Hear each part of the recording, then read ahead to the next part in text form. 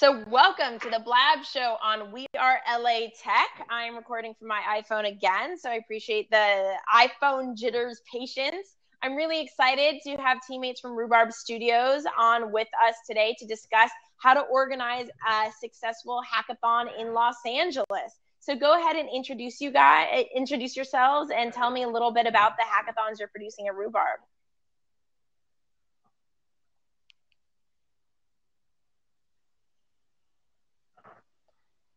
You know, I can't hear you, Evie.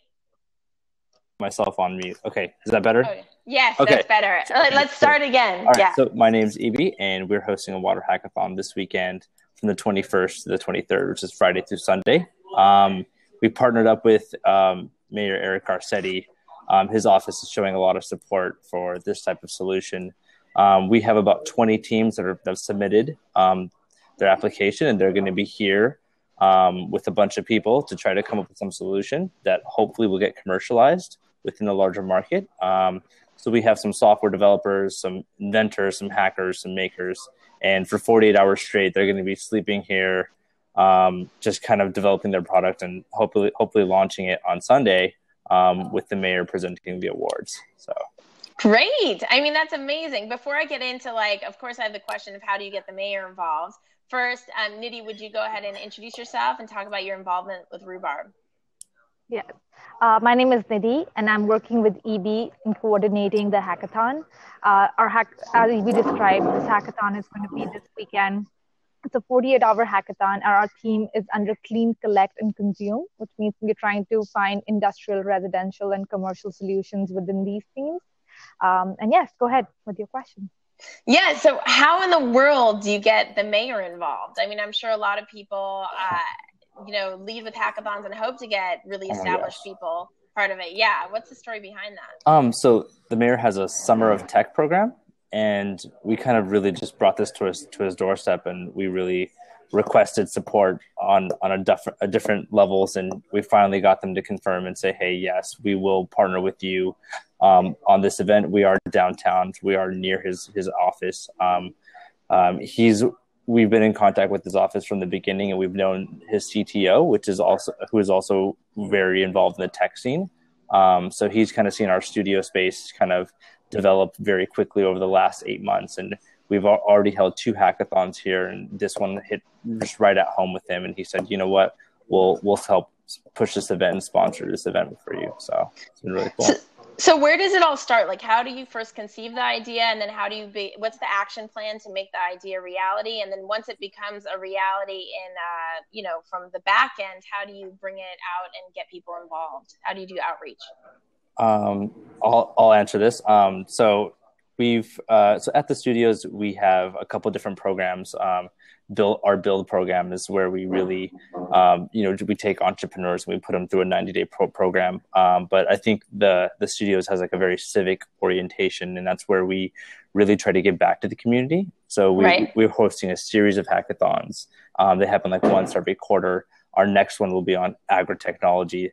The next one will be on a different type of farming technology. So it's just our way of kind of giving back and getting the community involved and trying to come up with solutions to actually solve real problems that we face on a daily basis. So awesome. Yeah. And Nidhi, what are your thoughts? So EP has been involved with it since the very beginning. And like he said, this is the first in the series of Hack for Humanity. One of the things that we do at Rhubarb is create products with real value, and this completely aligns with that. So I guess it comes with good intention, and it comes with intention of creating a valuable product. And at this time, water or drought is the biggest problem that exists in California. So I think definitely. It's huge. It's absolutely, it's insane. It's scary. And so how do you go from formulating this whole thing and then bringing awareness to the people? I mean, marketing is the hardest thing ever.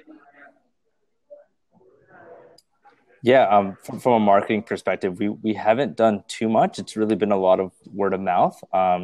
We've just started to activate all of our channels and through Facebook, Twitter. Where we also, I believe our social clap went out where everyone registered, and a tweet was sent out to about almost 800,000 people, 800,000 accounts today. So we're expecting a huge amount of influx, and we have an in-house growth hacker who's extremely good at utilizing Twitter and social media to kind of activate different people. So that's gained a lot of exposure as well. So.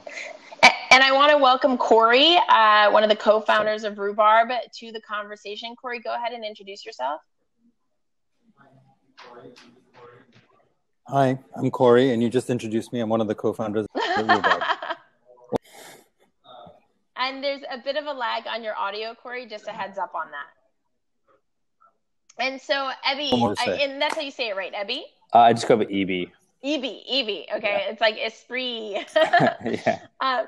So EB, and then what were your initial steps to do the outreach, to get people involved to come and participate in the hackathon? So definitely our sponsors are going to be the number one way, the Metropolitan Water District, S3, other water cluster, other like really passionate companies about water and coming up with different solutions have been like the number one way we've spread that out. And they've reached out to their partners and their customers, and they've kind of pushed it on themselves as well. So just that awesome word of mouth has been traveling quite fast, and especially leading up to this event where we're getting a lot of press. So that's awesome. And what and now, has the press been all organic, or did you seek out relationships with the journalists?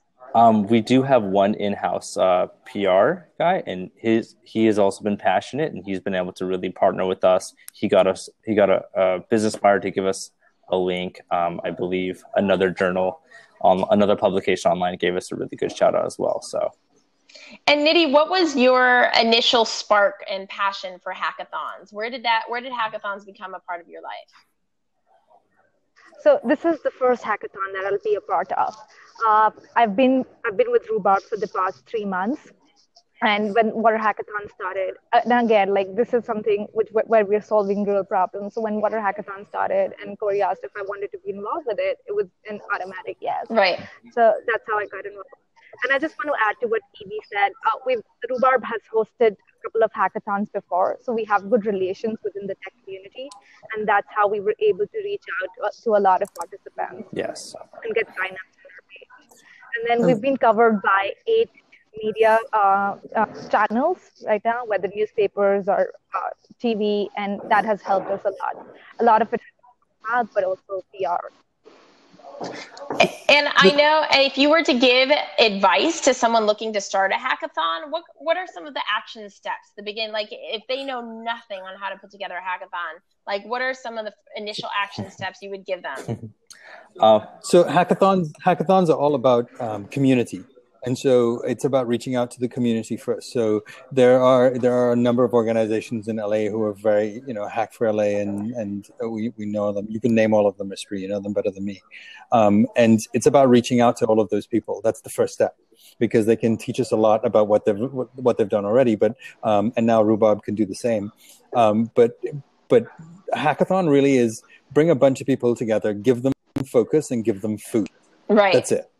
I mean, that's all a hackathon really is. Pizza and focus. Yeah, exactly. Give them something to solve and give them some food to eat, and everybody's happy. And so they're not that hard, you'd think to do. But the hard part is actually getting people interested, right? And getting everybody excited about it so that they show up. And that is all about building community. Definitely. And this is an interactive conversation. I know we had a couple tech difficulties, but I really value all you guys watching on Blab right now. So if you have any questions, just put a capital Q in front of your question so that I'm able to see your questions below. Super easy. I know Aaron's mentioning no more pizza. And I know there's been some talks about some women in tech who want to put together hackathons that have like spa related amenities and salads and stuff like that. But and then we have someone saying Koji barbecue. But aside from food, what's really important is the work that's getting done. And what I love about Rhubarb's hackathon is related to, the water problem in California is insane and it's scary. And to think that the innovation of the amazing tech talent we have here, if they're able to come together and add to the solution, that's really just like magic. It's like disbelief. And so I'm particularly like really proud of the work that you guys are doing. And I think it's incredibly important. And that's why people understanding how to put together hackathons is important, because in every kind of area, there's something that can be solved. And when you take this amazing tech talent and they may not have access and resource, I think one of the best advantages to a hackathon is that you're connecting with other talented people you may not have otherwise met, and you're gaining access to resources you usually wouldn't have. Would you agree? Yeah, I would definitely agree on my end. Just connecting these types of people together for one type of focus is extremely difficult, but once they have a purpose, it's awesome to see just the synergy and the energy in the room, and kind of see the things that get developed out of it. So definitely. And Corey, does Rhubarb plan on doing many hackathons, or is this kind of a singular event? So this is part of a series called Hack for Humanity, where we're going to be taking on multiple different problems that we see in society. So we're looking at transportation hackathons. We're looking at one to deal with toys and education, which should be more fun, but still has a valuable output. And so we're probably going to do about one a quarter over the next year. And each one what we've done is, like a normal hackathon, you have, you bring the people together, the makers and the hackers, and then you bring in some sponsors and you bring in some judges, and that pretty much rounds it out. What we've decided to do is to bring in, because we're dealing with things like the water crisis, we've decided to bring in government, and we're bringing in VCs, and we're bringing in production companies that can actually build out the hardware and software that people are designing. We've brought in industry expertise and so on. So we've kind of layered that stuff on top of a normal hackathon so that there could be outputs. So we don't think of our hackathons as the final event. We think of it as the kickoff event to a lot of other things that can happen. Great. And Nidhi, what have you found the most inspiring part of the process so far? So one of the most inspiring part is how a lot of people are actually driven to create solutions around this problem. They're doing these hackathons. It's a free event, and I mean, we have a few outcomes, but the most important incentive for people that I see is the fact that they'll be able to create solutions and put it in front of the mayor or the city. And again, like, I don't know that you asked first, what is the key element, how you get started on a hackathon, is that you start early, planning for it, way in it. So Nidhi, you're cutting out a little bit, so we're not getting the audio. So I'm going to move over to Evie. And so Evie, kind of just to wrap up the conversation with Corey, what are the next steps? Like, if you had one ask from, the people watching this right now and the people listening in, what's one ask you could ask of the community, both in LA and outside of LA? We would ask for people to get involved. As a mentor, as a sponsor, as a volunteer, there's tons of ways to get involved and just come and just see what's going on and see where you fit in and see what interests you. You can literally go from one project to the next and meet the people that are working on it and see what ideas, and you can really get a lot of good information out of it. If you're in tech, if you're not tech, just in general, it's a lot of fun and it's really cool to watch. Great. And Corey, how can people connect? So for people who are outside of state, I would say, so what we're using a platform called Hackster.io. And on there, Hackster.io. And we'll post the link in Blab too. Yeah. Okay, so all of the projects that are involved are on there, and Hackster allows that after this is done, it opens itself up globally so that there are hackers and makers all over the world and other people who can get involved in the projects from wherever they are to kind of build them out and make them into real products. So it doesn't have to be related just to LA. Awesome. And Corey, how can people stay in touch with Rhubarb? And I want to thank you all for making the time to share your insights with the Blab community and WeAreLATech. As I said, I think hackathons are an amazing way to immerse yourself into the tech culture, as well as contributing your talent and connecting with other like-minded people. So I know Rhubarb is a great resource to do that and continue forming those wonderful relationships. How can people connect with you offline and continue this relationship? So you can email us at hello@rhubarbstudios.co. You can, if you want to learn more about the hackathon, you can go to rhubarbstudios.co/water. And if you want to contact me directly, you can get me on Twitter at Corey. Perfect. So that's Cauri, right? Perfect. Yep. Well, thank you so much. I appreciate you all making the time and being patient this afternoon. And I look forward to your hackathon. Have a great rest of week. And yeah, you're amazing. If anybody wants to reach out to me, I'm at WeAreLATech or at Esprit Devora. And this is the weekly Blab show. And I look forward to seeing you again next week. Awesome. Bye. Thanks, Esprit. Bye-bye.